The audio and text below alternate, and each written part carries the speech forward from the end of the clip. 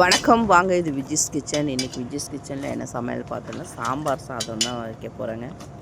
இன்றைக்கி கொஞ்சம் ஃபீவராக இருக்குது, உடம்புலாம் வலியாக இருக்குது. அதனால் எல்லாத்தையும் போட்டு கலந்து வச்சிடலான்னு முடிவு பண்ணிட்டேன்.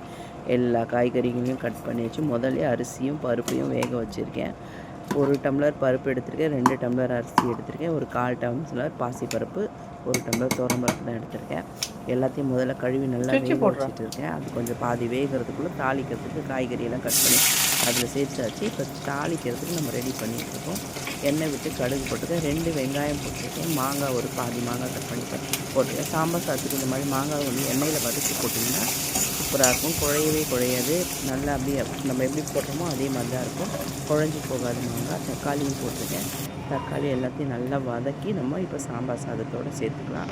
நல்லா மிக்ஸ் பண்ணி ஒரே ஒரு விசில் வச்சு எடுத்தோம்னா சாம்பார் சாதம் ரெடி ஆகிடும். எப்போவுமே ஒன்று சாம்பார் வச்சு பண்ணுவேன், இல்லைன்னா இந்த மாதிரி பண்ணுவேன். மொத்தமாக குக்கரில் போட்டு வேக வைக்க மாட்டேன். எல்லா காய்கறியும் குழஞ்சி எதுவும் சாப்பிட முடியாமல் இருக்கும். அதனால் காய்கறி எடுத்து சாப்பிட்ற மாதிரி இருக்கும். பாருங்கள், மாங்காய் எப்படி குழையாமல் வந்திருக்கு பாருங்கள். இந்த மாங்காய் எப்போவுமே இந்த மாதிரி நீங்கள் எந்த குழம்புல போட்டாலும் எண்ணெயில் கொஞ்சம் வதக்கிட்டு போட்டிங்கன்னா மாங்காய் குழையாது, நல்லா அப்படியே குச்சி குச்சியாக இருக்கும். சூப்பரான சாப்பாடு ரெடி ஆகிடுச்சு. இதுக்கு தொட்டுக்கு வந்து உருளைக்கிழங்கு பொரியல் பண்ணியிருக்கேன். வீடியோ பிடிச்சதை லைக் பண்ணி ஷேர் பண்ணி கமெண்ட் பண்ணுங்கள். வணக்கம்.